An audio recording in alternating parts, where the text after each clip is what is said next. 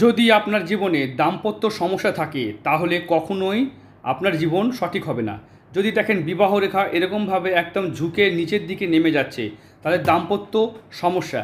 অনেকেই জটক বিচার করে বিয়ে করেন বা অষ্টকূট ম্যাচ করেন, তা সত্ত্বেও তাদের সমস্যা থেকে যায়।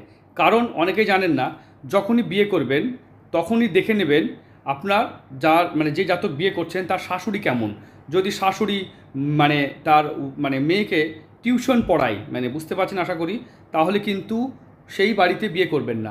আপনি বিয়ের জন্য গেছেন, দেখবেন যে বাবার থেকে মা বেশি পাটার পাটার করছে, এরকম কন্ডিশনে কিন্তু সেই বাড়িতে বিয়ে করবেন না। এরকম কন্ডিশনে কি হয়, অনেকে মনে করেন মহিলারা এতে অপমানিত বোধ করেন, এটা কিন্তু ঠিক নয়। এটা এরকম যাদেরই দেখেছি আমরা আমাদের চেম্বারে অনেকেই এরকম আসেন, যেসব মাগুলো পটার পটার করে দেখেছি তাদের মেয়েদের সংসার হয় না। এটা 95% এরকম দেখতে পাওয়া যায়।